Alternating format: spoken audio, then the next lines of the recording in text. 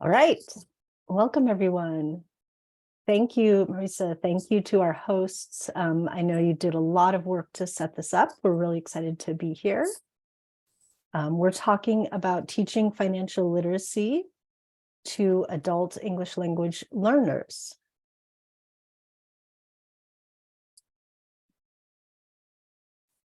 So a couple of introductions. Helen.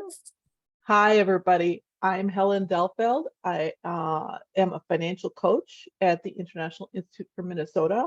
I work with clients we are a refugee agency. So we are regularly welcoming people who have no bank accounts, no exposure to the US economic system at all. And we work with people right up until they're able to buy a house and beyond. So we cover the entire span of financial services or financial needs that people have.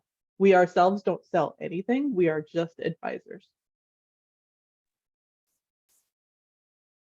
And this is my co-host, Carrie. Oh, sorry about that. Let me come back to the slide. Okay. Yeah, I'm Carrie Mann. I am in the Community Orientation Workshop program at the International Institute.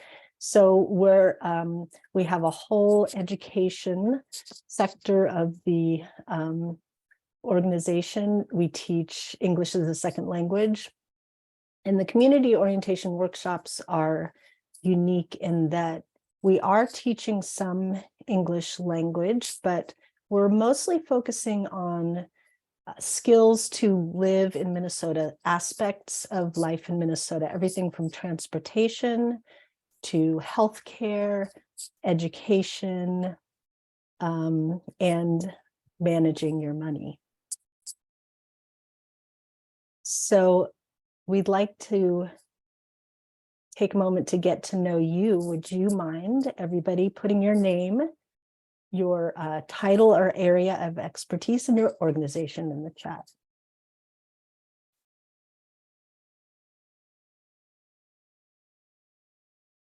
I'm going to try to read some of them for the ASL interpreters. I don't know if I will get to everyone.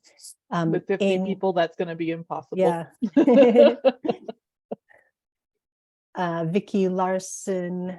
Oh, it's going pretty quickly. Welcome to the folks from Texas. I see a couple folks from Texas showing up here. Nice to have you here. Burnsville School for Adults. English Empowerment Center. Hub Center. Nice to see you here. We work with you guys a lot. Teacher from Detroit Lakes. Fort Worth Public Library. All right. That's where my mother is from. Shout out to Glacial Lakes Consortium. You guys do great work.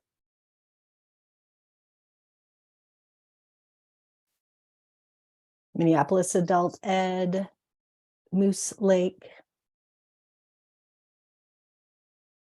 Hawthorne Center in Rochester. Ooh, somebody who's working in a correctional facility close to my heart. Moose Lake.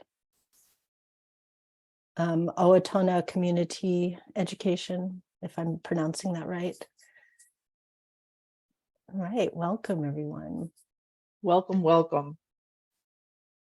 So in teaching financial literacy, we're going to talk about two basic things today.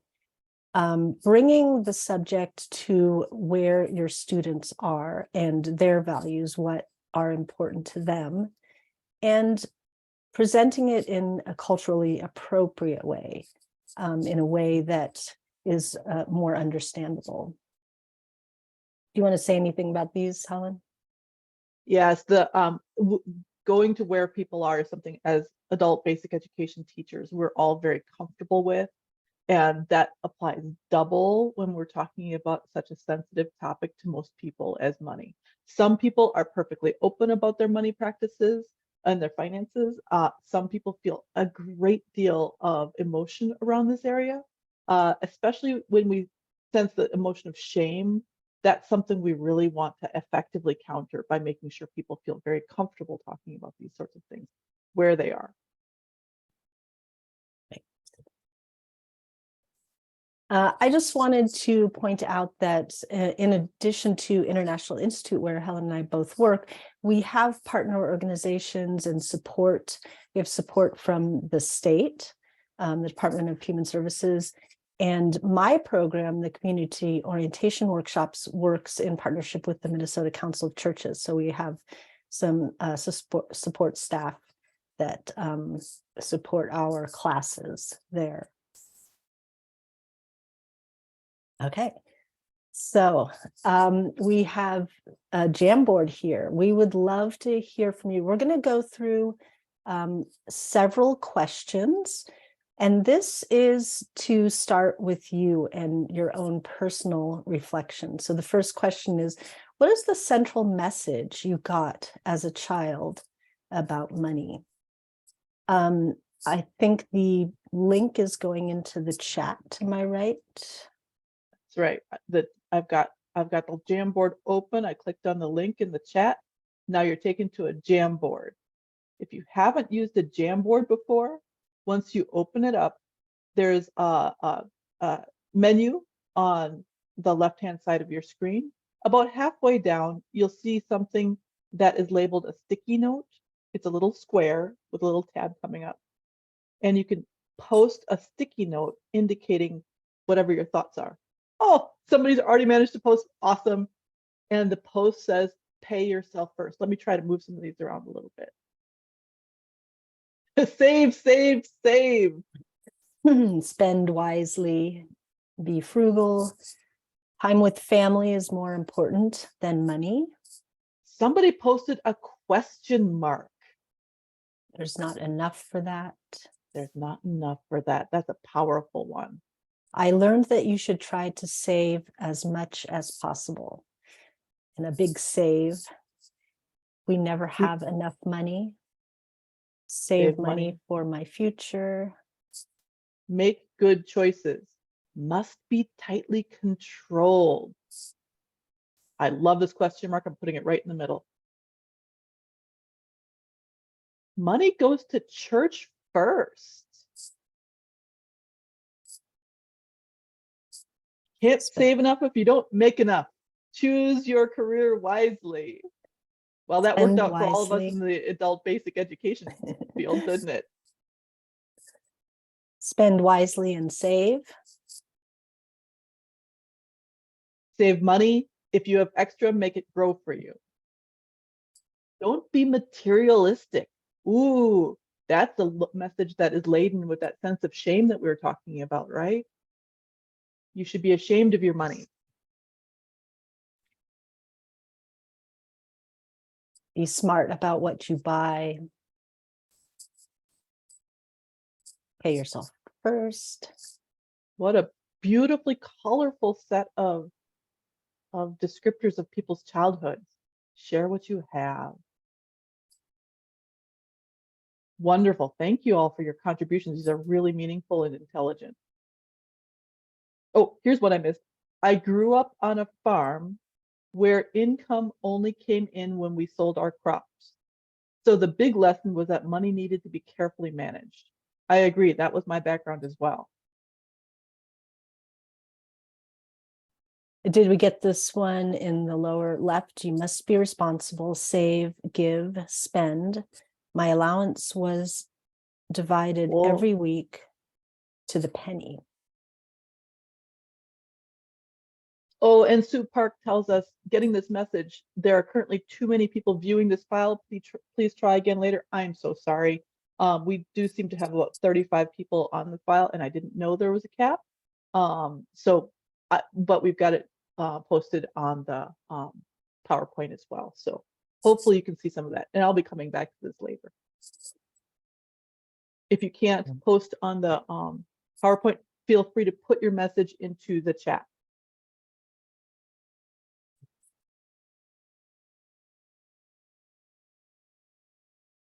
Okay, so some other questions for reflection. What would you say are the most important things to know about money management now as an adult? And Helen, do you want to take some input verbally Yeah, or through chat? could we have maybe 3 people verbalize what they think are the most important things now as an adult that you know about money management?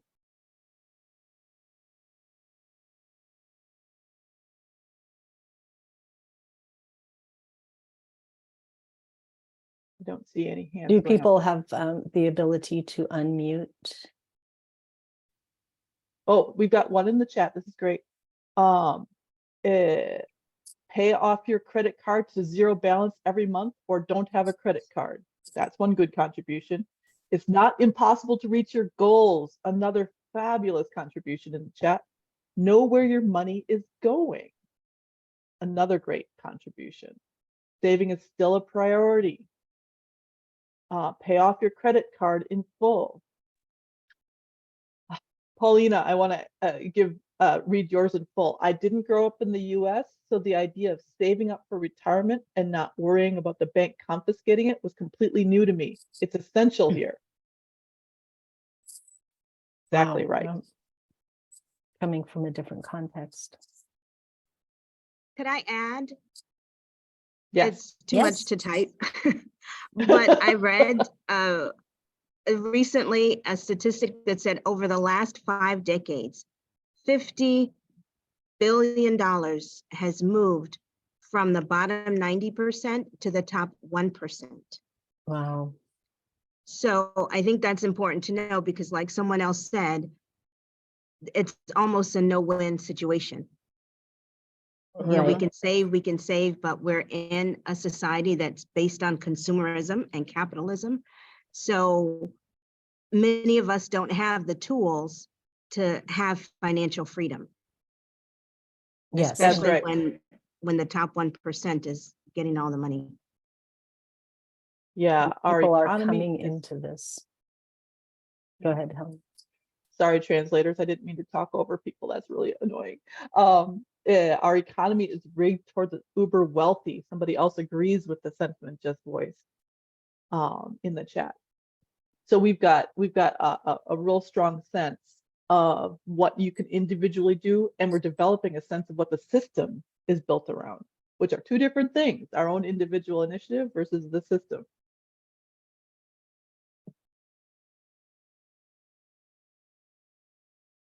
All right, Carrie. Okay.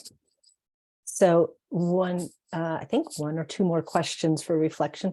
Where are the gaps between the beliefs and in your beliefs in what is important and your actual behavior? What actually happens with your finances?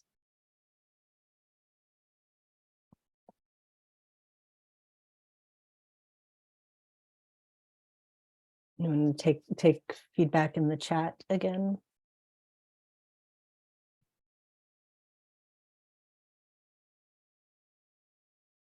Emergencies that use saving might contribute spontaneity.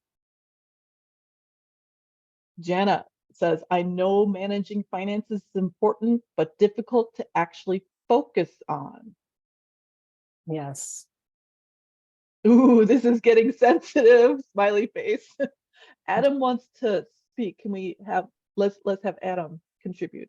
Yeah, confession time. I would say when I was poor, I gave away more of what I had versus now that I'm solidly middle class, like as a percentage, right? So maybe I gave away, I don't know, let's just make up a number, 8% of what a friend needs $10, here you go, right? Friend needs can't get their car fixed, here's $20 so you can take a cab or whatever. It was so much easier for me to share a larger portion of what I made when I had less money versus now where I have like steady income, 2 steady incomes. That percentage has dropped way down. And it's something that I constantly struggle with and my wife and I talk about. Adam, why do you think it was easier when you had less money? I don't know. Isn't that interesting? It's almost like human nature. I feel like the more we get, the more we want, or I don't know. you'd be probably unsurprised to know that borne out by the research, poor people are far more generous than rich Yeah. people as a percentage of their income. Yeah, So I that's can, yeah, I not can, just you, it's everybody. yeah, I can see that as a society for sure. Mhm. But yeah, I just wanted to share that. All right. Thank you. That was really powerful. Any others in the chat, Helen? There's a lot of comments that are fantastic. I'll pull out some. And I teeter between only buying what I need and YOLO.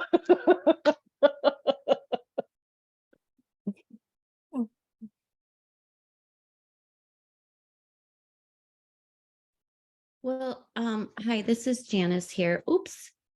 Trying to turn on my camera. Okay. Well, I said it's really like the idea of having a budget is really a great thing, but it can be really complicated as far as how to actually do it because Right. money is coming in, money is going out in different places. I think about just a small example is like I buy something and then I return it.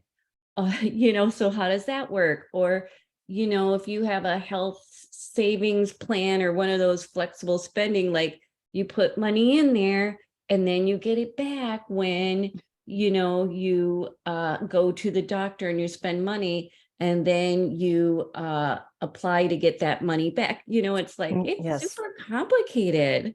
it is. Yes. Mhm. And that's for us. Imagine people coming here new to the system, struggling with the language. All right. And I'm glad you brought that up because we're going to talk about budgeting. Yep. Mhm. Carry on. Do we go forward? Any other comments? Let's Okay. let's move forward. We're running a little behind on time, just so you know. Okay. So moving away from looking at ourselves and how we do and the things that we bring to managing money, to your students, what struggles do you see your students having with managing money, if you do at all? And this may not always come up in the classroom. Helen talks a lot one-on-one with people, so she has a lot of experience with this, but sometimes we have questions. Our students bring questions to us. So again, put some things in the chat or feel free to unmute. There's some really great answers coming up here. They don't actually have enough money. There's an expectation that they send money to family in their home country. Yeah. U.S. money and finance is very culturally based. I assume that is meant to read. Understanding debt and loans. These are all problems that we see a lot. I see my students getting taken advantage of. Oh, yeah. And it's Yes. really important that these messages continue to come to you, even if they are taking up classroom time. It's really, really important that people feel free to talk about money, even if you don't have the answers. Don't shut down these conversations just because they're not on topic that day. Give them space, maybe separately or something like that. There aren't that many people folks can talk to about these things, and you might be one of the Americans or American comfortable people in their lives that actually can hear these things and give them some feedback. A lot of people don't understand high interest rates. That's right. Not understanding that a job that pays slightly more but without benefits might not be a better job than the one that pays slightly less but offers great benefits. Leah adds, they have access to an actual bank. And Kathy says, I also see students with very little managing their money very well. And I agree. I'm always surprised by folks who have unbelievable amount, tens of thousands of dollars, literally in the closet. This is about half the clients I deal with.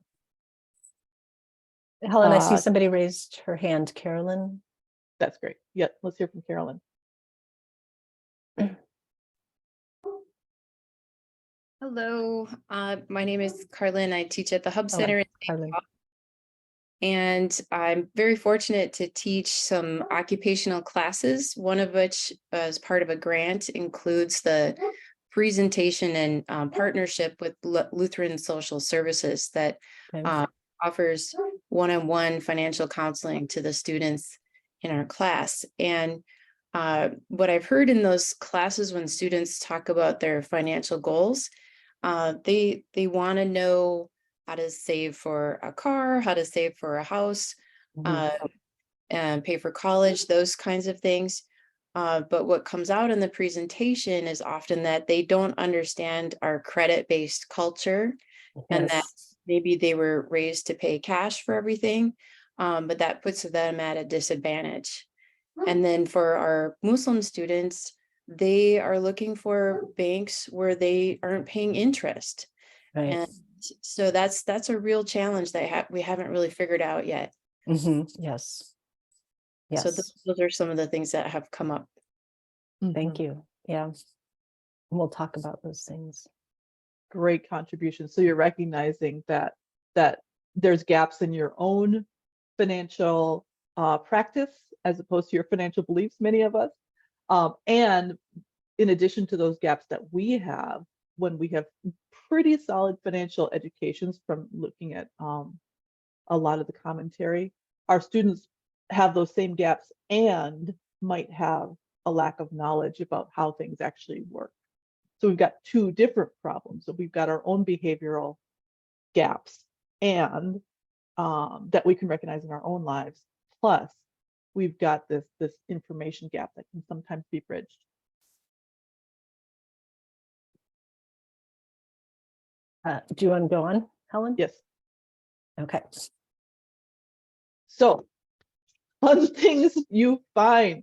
And this is something where if we grew up in a monoculture like our own, that's very capitalist, very individualized, very money focused, money as a metric of success. These sorts of things, I want to talk about a few things that might really change the way the world looks to you. How would you behave if, for example, you were from an inflationary economic culture, right? So if you're from an inflationary economic culture, our federal government, our Fed, works really hard to ramp back inflation. Their target is 2 or 3%. And they've got a lot of tools to make that happen. If you come from an environment like, say, Venezuela or Afghanistan or Iran, where inflation is very, very high on a continuing basis, that dramatically changes the way that you perceive the act of saving. Of course, saving money is, to us, a given basic logical thing to do, right? Because we can count on in a year's time, the $100 we put aside, there'll be slight inflationary nibbling away at that. It'll only be worth $98 in a year. However, if you come from an environment where if you put $100 aside, it will only be worth $80 in a year, or 50 or 20. The act of saving itself is counterintuitive, and you have to unlearn that logic of an inflationary economy. What do you do with your money in an inflationary economy? When you get a batch of money in, what do you do with it? What do you think you would do with it? You spend it. Susan is exactly right. In particular, you spend it on durable goods that will hold their value over time as an inflationary hedge. And that's smart. It's not dumb, it's smart. You buy gold, you buy real estate, maybe you buy a car if that's going to have durable value in your society. You spend the money quickly rather than slowly.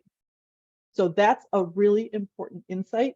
If you're dealing with somebody who seems to have a problem with the idea of spending, that is, you've got a different conversation to have about informing them about inflation and the difference in inflation. Carrie, let's move. So how would you behave if you were from a collectivist social culture? We are an incredibly individualized social culture here, where you are expected to save for your own retirement. how would your behavior be different logically if you were from a collectivist social culture? Let's hear a couple people answer that in the chat, if you will. Can you define that, please? Absolutely. A collectivist social culture is where you believe that you are a member of a collective first, and an individual within that collective second. We believe that we are members of families, we are members of social groups, but mostly we are individuals. We regard ourselves as the unique, undivisible segment of society, that the individual is the root of society. Whereas in a lot of places, people grow up in families where the family is the unit, and individuals within the family are not as important as the unit itself, right? So yes, we've got some great answers. You give money to your kids and take care of elderly parents. You give money to those in your family who need it, no question, right? This is important if the family itself or the clan or whatever is the basic building block of society. Of course, that thing needs to be supported by individual efforts. I think many of our students come from collectivist social cultures, says Luella, and many of their money decisions to send money home, the value on money made, the value is still influencing them here, and that is absolutely right.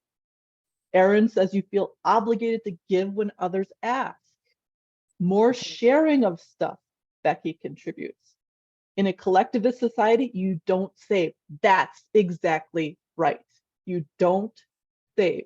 Your relatives will be your net as you age. That's exactly right. Perfect. You guys are really understanding that people are coming into our culture from a very different perspective oftentimes. Carrie, let's move on to the next one. If you were from a commodity-based culture where cash was not king, where the idea of having cash is a very rare occurrence in your life, you were more used to working in a barter system where you exchange goods for goods. How would you interact with cash in that case? Uh-oh, I lost. Somebody reports that they lost audio. Did everybody lose audio? Can you hear us? You can hear me, Carrie, right? Yeah, I can. hear Yes. We can hear you. you. Okay, great. So Luella, I'm sorry you lost audio. Let's try to relog back into the site and you'll probably be okay. Okay, so if we were from a commodity-based culture system, how would cash look to you? How would cash itself look? How would the idea of cash look if you're from a commodity-based system? Exotic. Oh, what a great answer, Susan. It would look exotic. You wouldn't know what to do with it necessarily. Like if it comes in and it's a rare thing, you might be interested in having less debt. Debt itself would certainly be a really strange concept if you're not even working in a strong cash mentality. Cash is less important, Harlan says. That's all of these are great insights. Carrie, let's go on. If you were from a culture where economic mobility is not a given. Now, this is not to say it's a given in our society, but the idea of economic mobility is incredibly powerful in the United States or in Western Europe. The idea of the American dream is all based around this idea that by hard work and thrift, you can get ahead, right? Even if that's not true, that idea is deeply motivating. What if you were from a culture where that idea was not the motivating idea behind a lot of economic decisions? If you were born into a system where there were levels of hierarchies of society that were pretty impermeable, how would you behave in that system? We are at 10 o'clock. Thank you.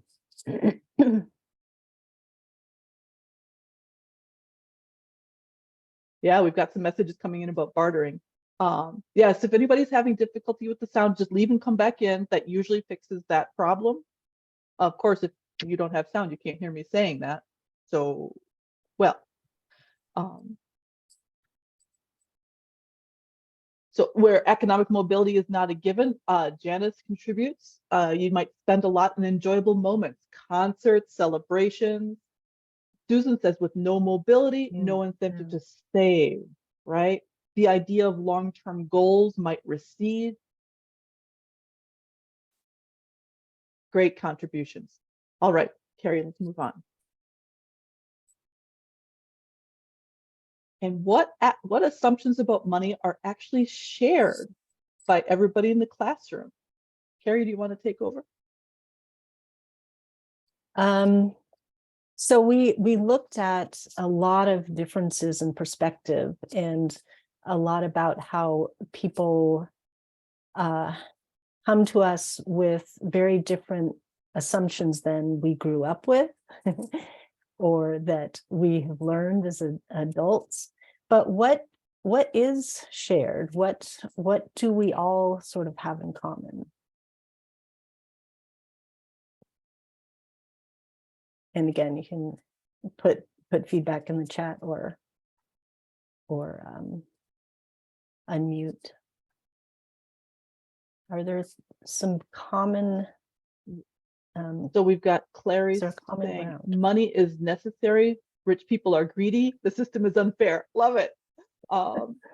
Susan says money is important. Everybody shares belief that money is important. Kathy, money is necessary and important.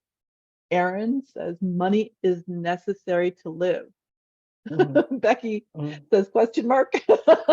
Maybe Becky, you want to clarify that, but I mean, confusion is very acceptable.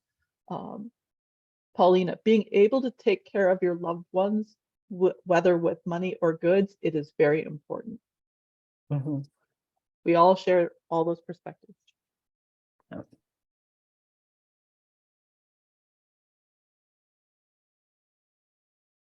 Okay, so how do we honor where our students are and their experience?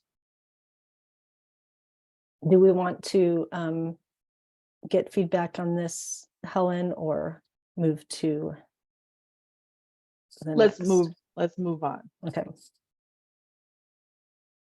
I'm going to take this. Sure. So the really important thing, which we've already emphasized and we'd like to repeat over and over again throughout this hour, start where they are. You cannot get people to engage with the idea of retirement before you engage with the idea of saving.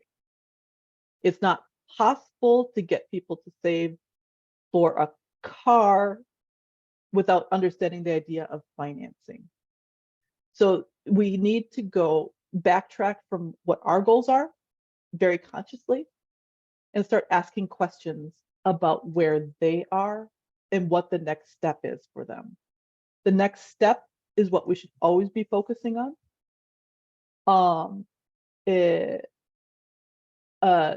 We should always be focusing on the next step rather than the end goal. It's nice to paint a picture of the end goal, but if you do not give step-by-step help, the end goal is this mirage that disappears into the horizon at the first effort, because the effort seems meaningless when you're talking about the big goal. So asking a student, are you saving for retirement? That might or might not get a deer in the headlights look.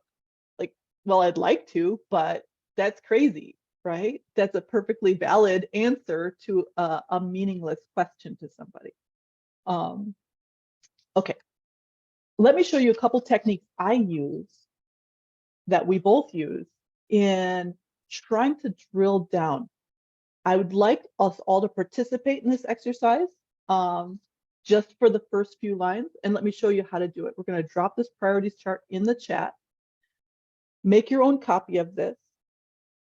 And this is a really great tool for trying to get at where your folks are.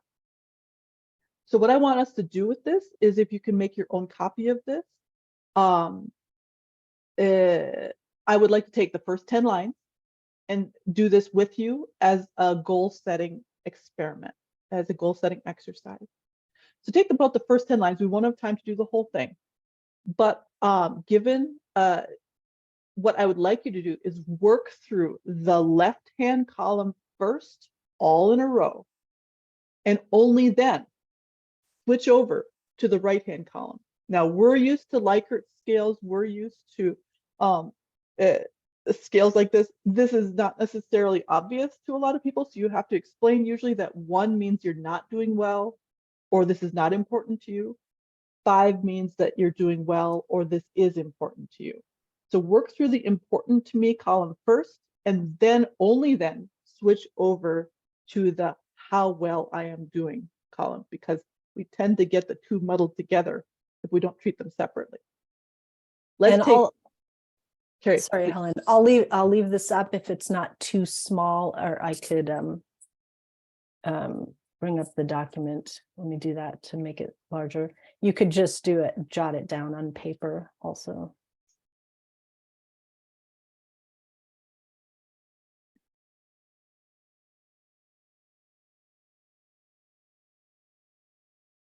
So the first 10, I think, are visible here.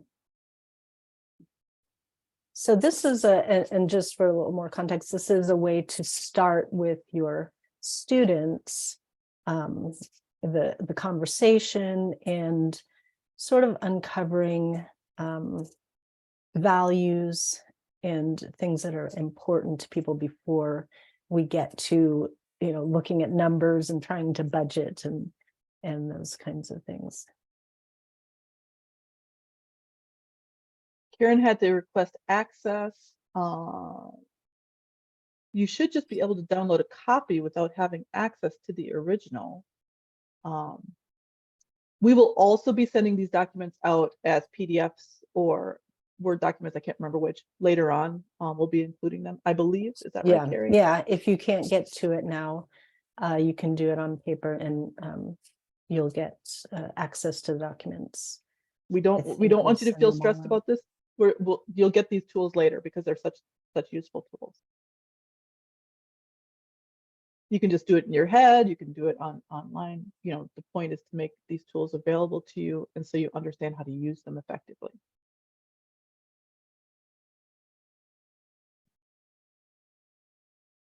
Okay, do you think that's been enough time for people to work through a few?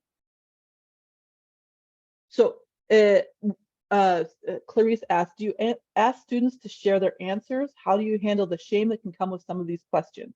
The ability to answer 5 on these is very much a privilege. It would be so important to create a safe space for this. That's absolutely correct.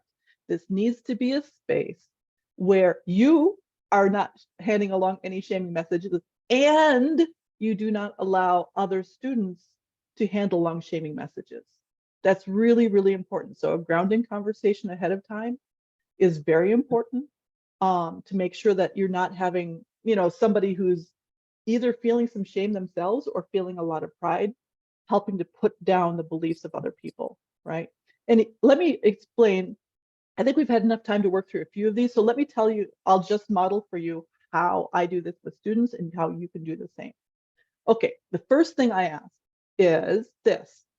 So who can identify something that is very, very important to them on the importance to me column?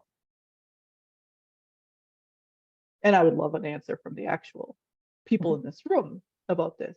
What's something that you're doing a 5 or a 4? Saving for an emergency, having health insurance. So we've got a couple great answers coming out already. Helping out family members. What is something you're not at all interested in? What is something that's not important to you in the first column? What is something that is not important to you in the first column, a 1 or a 2? Let's add, if you're putting comments in the chat, whether it's a 1 or a 5 to you, so we can see. So because there might be some overlap in the commenting. A couple of people are answering. Assume this is 1. Going back to school. I agree. That is a 1 for me. I am done with that, says Susan, and I agree. I do not care about going back to school. So Nancy says car repair, going back to school. All right.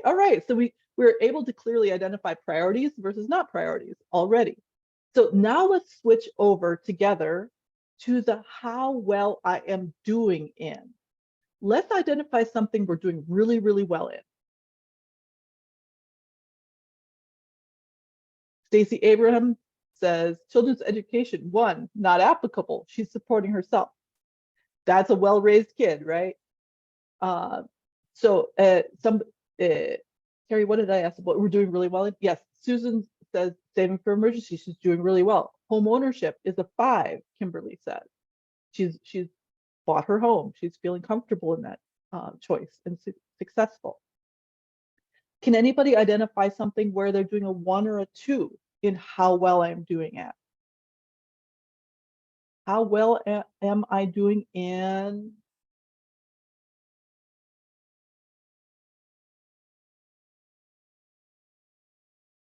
Everybody here is doing fantastically. Writing a will, yes, that's a big one. Investing, 1 or 2, right? That's a lot of us. That's a lot of us. Home repair, lots of deferred maintenance during the pandemic. Jana, this is very close to my heart. And my partner refuses to use the words deferred maintenance. He says disrepair, because I use deferred maintenance all the time, and he's like, it's in disrepair. Nice. So getting out of debt, a 2, nice. Okay, so we've identified things that were really important to us and things that we're doing well or not well at, right? Now, what we really want to focus on, because there are so many things in the world, we want to identify our top 3, our big priorities.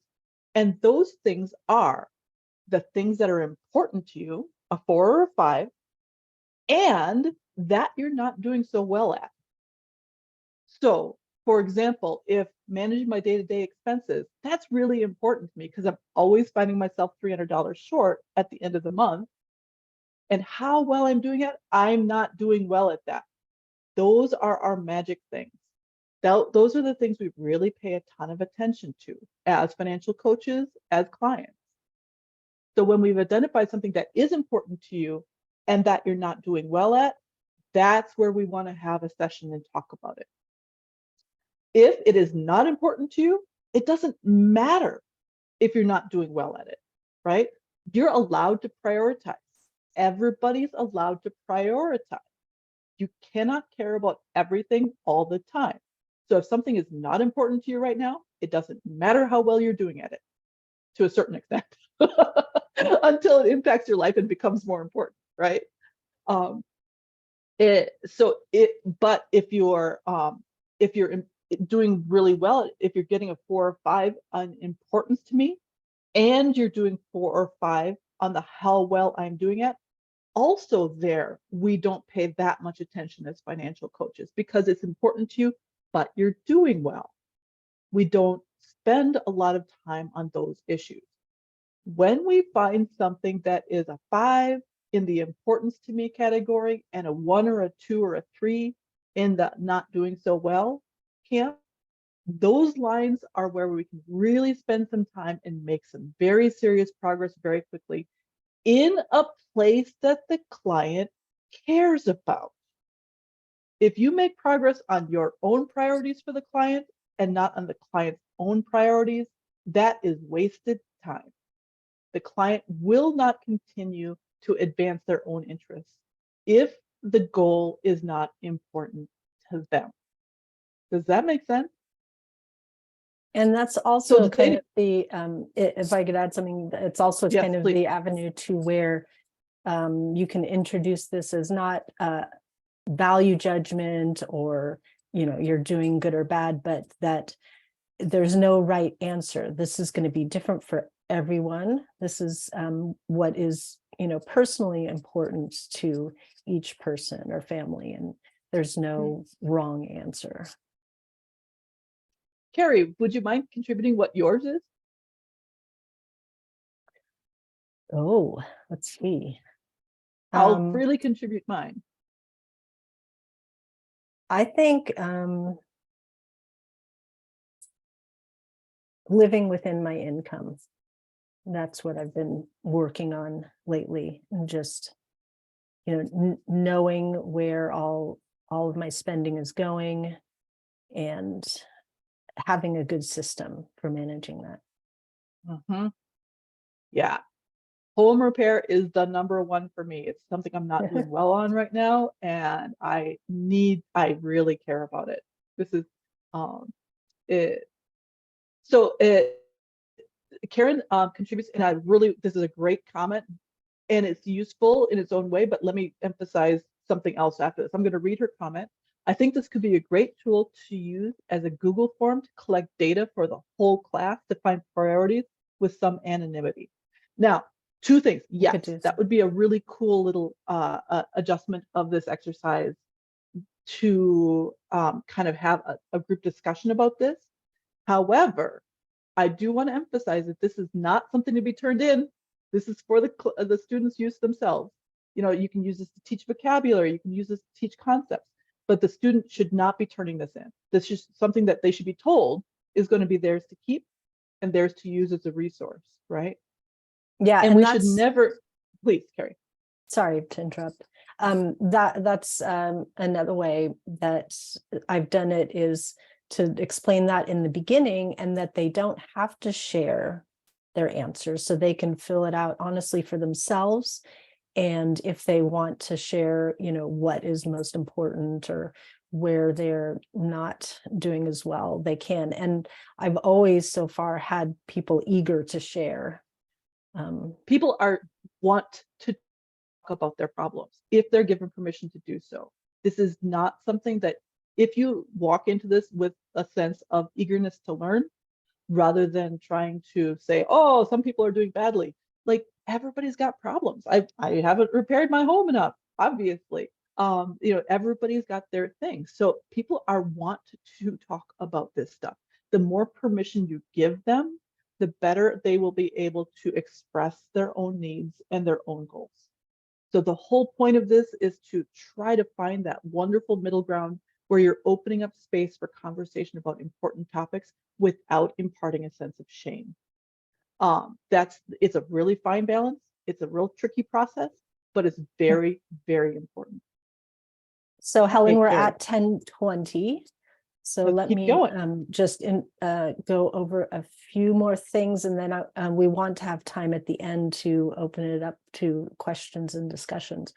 So I just wanted to say, from the teaching perspective, classroom perspective, we have different groups of students. In my program, we work with many different groups, not kind of one ongoing group. So for some people, they're at different levels of literacy, different levels of English. Some have no English. Some people are coming from different writing systems. So I've found that sometimes this scale is just puzzling. It's not understandable for some groups. So I made a different version where there's just yes, no. And in some of my classes, I have interpretation, so it's not even a language class so much as learning these different skills. So this might be interpreted, or it might be offered in different languages, but there's just more of a clear yes, no, is this important to me, rather than a scale. So this is kind of an adaptation you can use for different types of students. Another, Okay. let me, Sorry. another that we're going to show in a later slide is having pictures instead of the text. The goal might be a picture, so it's a little more clear.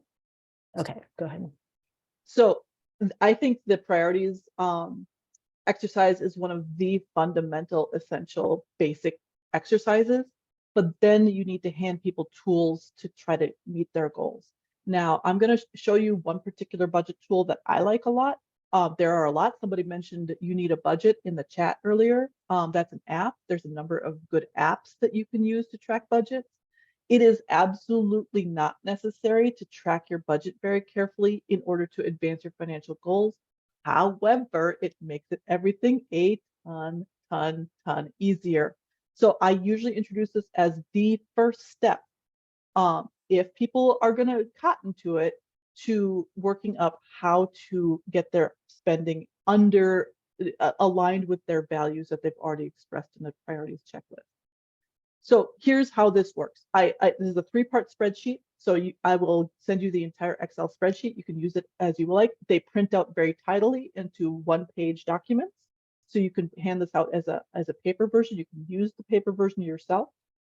So a daily expense tracker is the first step for all budgeting exercises. So you can see we've got week 1 and week 2, we've got week 3, week 4. This is a monthly calendar. And all you do is on Monday, you write down every single expense you make.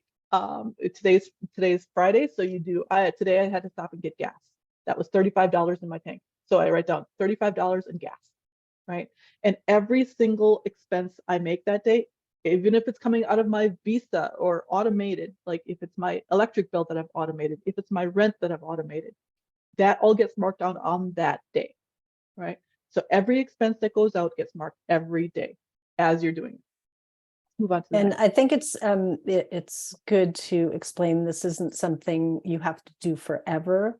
You might have students do this for a week or 2 weeks. But I think a it's month is the minimum month. I would recommend as something that would really be diagnostically helpful. But yes, if we can get people to engage in this exercise at all, that's great. And again, this is not to be shared with other people unless people want to. This is meant to be private information. Then at the end of the month, we take, and you can see we've still got week 1, week 2.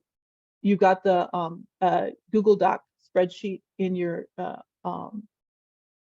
links. chat, so you can download this yourself, so you can look at it in a bigger format for yourself. Then after you have a month's worth of expenses written down in that first sheet, then someday you take your time, you have a comfortable environment, you do it at a time when you're happy, you don't do it when you're miserable. You transpose all these expenses onto a categories list so that you can see on Monday, I spent money on gas and I went out to eat. And on Tuesday, I paid my dental insurance bill and I paid my rent. And on Wednesday, I blah, blah, blah, blah, blah. So you fill in the category. If you're using the Excel spreadsheet, this will automatically populate to the next tool, which is the monthly totals of all the spending. Now we use both of these sheets. We use the categorization tool and we use the monthly expense tool separately because the categorization tool is incredibly helpful for detecting patterns in your monthly spending. For example, if you find that you're spending $50 at Pat's Tap over here on Nicollet every Friday because you're going to happy hour every Friday, you get to examine that pattern and see if that's a pattern you actually like. You get to see when your big spending days of the week are. You get to see when your low spending days of the week are. You get to analyze your psychology a little bit around those spends. Is there a particular day when you feel bad at work, so you're always going up for a cup of coffee? I don't know. Like that, this is what that tool tells us. And then the overall monthly total, which has been added up automatically if you're using the Excel spreadsheet, you can see your actual monthly spending by category in total. And sometimes, especially the first couple of months, this is a little horrifying. My big problem is, of course, the restaurant budget. So I'm always paying attention to that particular line. Okay, Carrie. So going back to starting where our students are, they may completely be ready to be putting numbers into a budget, but if not, there are different tools. We have this pictorial budget where it helps explain what is this, the housing, rent. And I'm just going to speed through these. We have some that are translated into different languages. And it may be that students are more here where we just want to talk about wants and needs and distinguishing wants and needs. So we have one last Jamboard, but because of time, I think we're going to skip this. In the Jamboard, you can see if there's a link in the chat that You can have students put things on the wants and needs sides. You could have papers on the wall with Post-its. There's different ways to do this, but you could have little photos of a house and a meal and a car, and have students put those into the wants or needs categories. So that's a great way to start if that's where your students are. I just wanted to mention, these are some of the things that I've found are very unique to the US system and very hard to explain. So these are some of the things I go through in our money and finances workshop, which is like a 6 to 10 week workshop where we cover many different aspects of the financial system. But insurance, the idea of insurance and deductibles and having to pay this and that in addition to a premium is just very foreign and not very logical to people in my experience in these classes. Explaining overdraft protection and the need for that with the bank account. And of course, credit, building credit and credit scores is a very strange concept to many people. We talk about health insurance, and this is my really my least favorite subject, trying to explain the different plans and deductibles. But I want to end with this experience where in class we have different plans that people choose from if we're at this level for the class. And then I bring in a scenario of Alicia, who's 25 years old. She plays soccer. She's a vegetarian. So this uncovered some assumptions that I didn't realize I had brought. I'm going to just ask quickly because I want to leave some time, but I assumed that this person was healthy with few health problems. But in my class, what they all said, they were all from one particular country, and their feedback was that she's vegetarian, so she's going to have health problems because she's not eating meat, and she's going to get hurt all the time playing soccer. So she's really going to need the low deductible plan, having to go to the doctor very often. So let me open it up for any questions, feedback, or anything anybody wants to bring up.